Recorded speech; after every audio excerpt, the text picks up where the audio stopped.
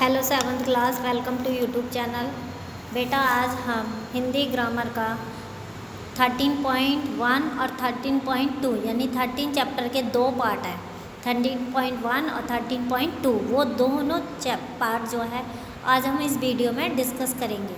और इससे पहली वाली वीडियो में हम 13 चैप्टर डिस्कस कर चुके हैं और उसका जो है वर्क आपको व्हाट्सएप ग्रुप में सेंड कर दिया गया था। तो आइए चैप्टर स्टार्ट करते हैं।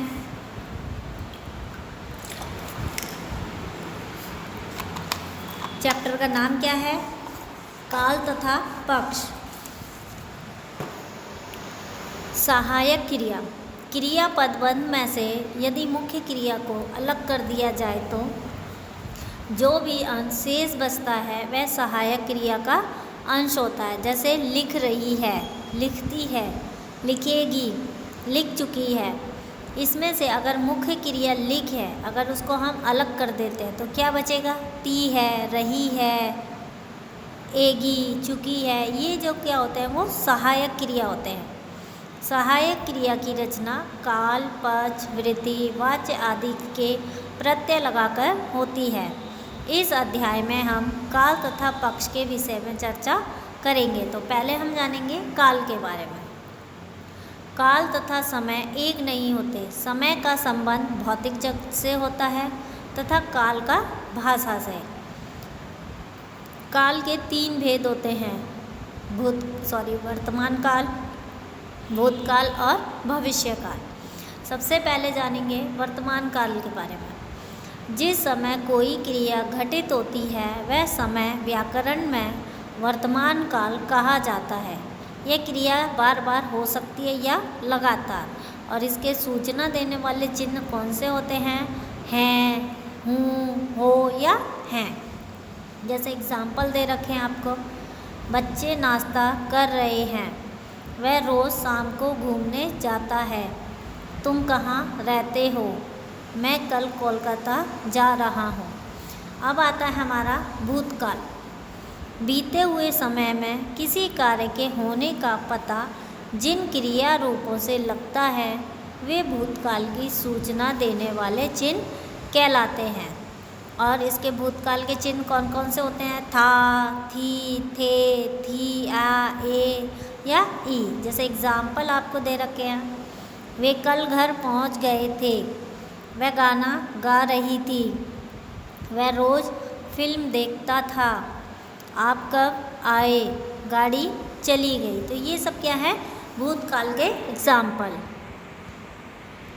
अब आता है हमारा भविष्यत काल।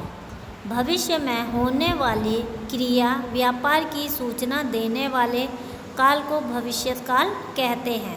भविष्यत काल के सूचक चिन्ह कौन से हैं? गा, गे, गी। जैसे एग्जाम्पल, मैं तुम्हें लेकर ही जाऊंगा।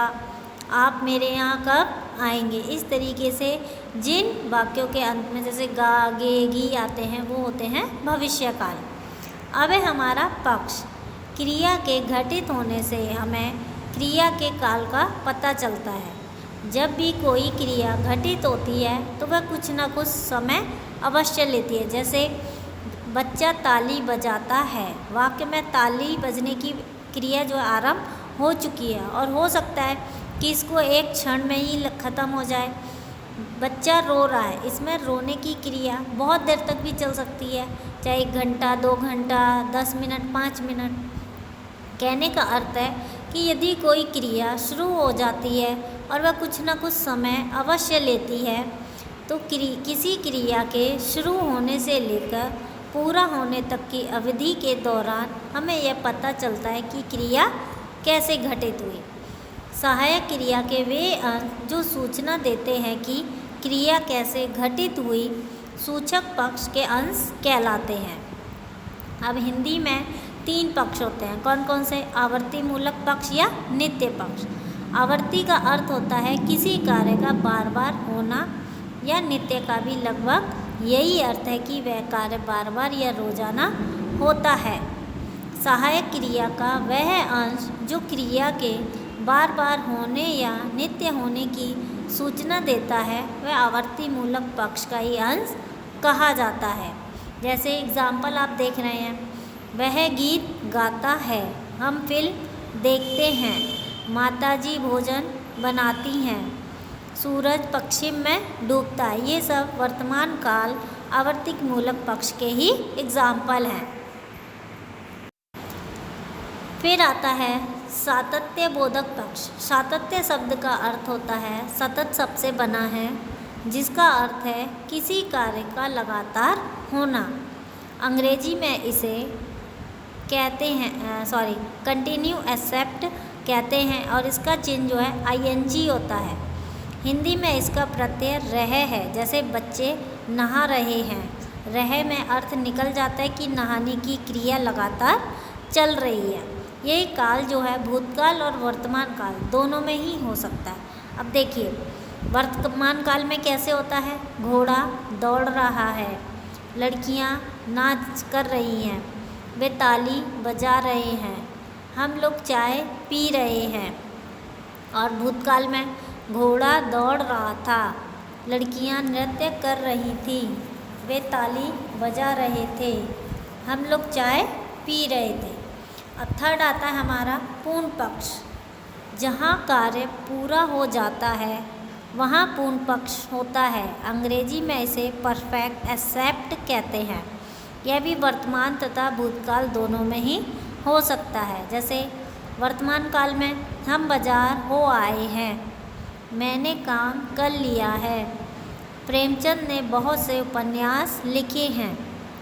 भूतकाल में हम बाजार हो आए थे, मैंने काम कर लिया था, प्रेमचंद ने बहुत से उपन्यास लिखे थे।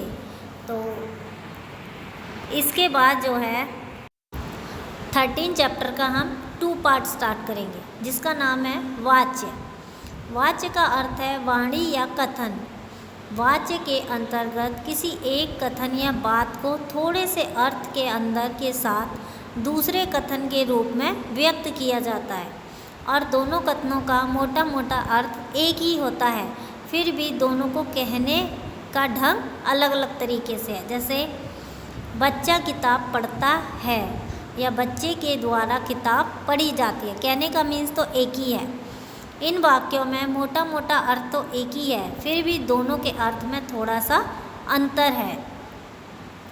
तो इसी चीज़ का जो है एक वाक्य इस तरह का हो सकता है जिसमें वक्ता कर्ता के कार्य को प्रधानता का महत्व दे और दूसरा ऐसा वह कर्ता के कार्य को निरस्त करे।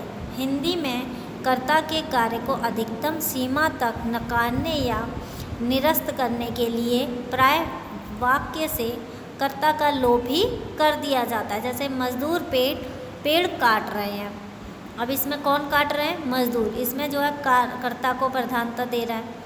मजदूरों के द्वारा पेड़ काटे जा रहे हैं, अब इसमें जो है मजदूरों को क्या कर दिया, निरस्त। पेड़ काटा जा रहा है, इसमें जो है कर्ता के कार्य को अधिकतम सीमा तक निरस्त किया जा रहा है, इसमें यही नहीं बताया क्या काटा जा रहा है। अब जानेंगे वाच्य के भेद के बारे में। वाच्य के कर्ता के कार्य को प्रधानता दी गई है या उसके कार्य को निरस्त किया गया है। इस आधार पर वाच्य के 2 भेद हो जाते हैं, कृतवाच्य और अकृतवाच्य। कृतवाच्य जिन वाक्यों में वक्ता द्वारा कार्य को प्रधानता दी जाती है या महत्व दिया जाता है, वे वाक्य कृतवाच्य के अंतर्गत आते हैं। जैसे अकर्मक क्रिया वाले कृतवाच्य के वाक्य और सकर्मक क्रिया वाले। अकर्मक वाले बच्चे दौड़ रहे थे, वह हंस रही थी, वे घर जा रहे थे, बच्चा क्यों रो रहा है। और सकर्मक क्रिया वाले लड़के पाठ याद कर रहे थे, नौकर काम कर रहा था, सब लोग चाय पी रहे थे, बच्चे पत्र लिख रहे थे। अब है, ये तो हुआ कृतवाच्य, अब है अकृतवाच्य। अकृतवाच्य के वाक्यों से तात्पर्य उन वाक्यों से है जो कृतवाच्य के नहीं हैं, अर्थात जिन वाक्यों में वक्ता के द्वारा कर्ता के कार्य को निरस्त कर दिया गया है। कर्ता के कार्य को निरस्त करने के लिए वाक्य की संरचना में निम्नलिखित परिवर्तन आए। जैसे कृतवाच्य में वह गाना गा रही है। और अकृतवाची में उसके द्वारा गाना गाया जा रहा है। पिताजी काम कर रहे थे, पिताजी के द्वारा काम किया जा रहा था। बच्चे दौड़ रहे हैं, बच्चों के द्वारा दौड़ा जा रहा है। शीला नहीं हंस रही, शीला से हंसा नहीं जाता। अब अकृतवाची के भेद कौन कौन से होते हैं? 2 भेद होते हैं इसके, कर्मवाच्य और भाववाच्य। कर्मवाच्य क्या होते हैं? अकृतवाच्य के वे वाक्य जिनमें सकर्मक क्रिया होती है वे कर्मवाच्य के वाक्य कहलाते हैं। जैसे नेताजी द्वारा भाषण दिया गया, पिताजी से नाश्ता नहीं किया गया, अध्यापक के द्वारा कक्षा में पढ़ाया गया, मुझसे झूठ नहीं बोला जा रहा। और भाववाच्य में अकृत्यवाच्य के वे वाक्य जिनमें अकर्मक क्रिया होती है वे भाववाच्य के वाक्य कहलाते हैं। जैसे मेरी बहन से नहीं चला गया, मुझसे तो अब बिल्कुल नहीं हंसा जाता, कल सभी बच्चों के द्वारा दौड़ा जाएगा, किसी भी खिलाड़ी से नहीं दौड़ा गया, अब मुझसे नहीं बैठा जाएगा, मच्छरों के कारण उससे सोया नहीं गया। तो ये क्या थे? अकृत्यवाच्य के 2 उदाहरण, कर्मवाच्य और भाववाच्य। अकृतवाच्य के ये सभी अकर्मक क्रिया आ रही है तो ये भाववाच्य के उदाहरण हैं। अब हम जानेंगे वाच्य। वाच्य परिवर्तन किस प्रकार होता है? कृतवाच्य से अकृत्यवाच्य बनाने के नियम। नियम 1, कृतवाच्य को अकृत्यवाच्य में बदलते समय कर्ता के बाद के द्वारा या से परसर्ग लगाएं। जैसे एग्जाम्पल आप देख रहे हैं, बच्चे पतंग उड़ा रहे हैं, बच्चों के द्वारा पतंग उड़ाई जा रही है। बच्चे पतंग नहीं उड़ा रहे, बच्चों से पतंग नहीं उड़ाई जा रही। सेकंड नियम इसका क्या होता है? कभी कभी कर्ता तथा कर्म का आपस स्थान परिवर्तन भी किया जाता है, अर्थात कर्ता कर्म के स्थान पर चला जाता है और कर्म कर्ता के स्थान पर। लेकिन यह नियम अनिवार्य नहीं है, यह वक्ता की अपनी इच्छा पर निर्भर करता है कि वह यह परिवर्तन करना चाहता है या नहीं। अतः अकृत्यवाच्य में दोनों तरह के वाक्य मिल सकते हैं। अब आता है प्रयोग। हिंदी के वाक्यों में क्रिया किस संज्ञा के अनुसार बदलेगी या किस संज्ञा के लिंग वचन के अनुसार प्रयुक्त होगी, उसके 3 नियम होते हैं। जैसे नियम 1, यदि कर्ता की संज्ञा के बाद कोई भी परसर्ग ने, को, से में आदि नहीं है तो क्रिया हमेशा कर्ता की संज्ञा के ही अनुसार बदलेगी। जैसे बच्चा दूध पीता है तो बच्चे दूध पीते हैं, लड़की दूध पीती है, लड़कियां दूध पीती हैं, क्योंकि इसमें ना तो ने है, ना को है, ना से है, ना मैं है। लड़की चाय पीती है, लड़कियां चाय पीती हैं। अब सेकंड नियम क्या है?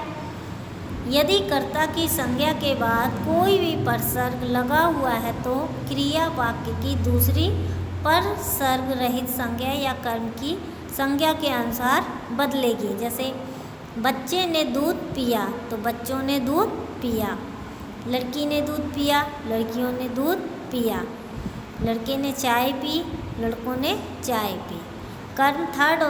नियम थर्ड है, यदि कर्ता तथा कर्म दोनों की संज्ञाओं के साथ परसर्ग लगे हुए हैं तो क्रिया इन दोनों के अनुसार न बदलकर तटस्थ हो जाएगी। क्रिया का तटस्थ रूप है पुल्लिंग, एकवचन या अन्य पुरुष।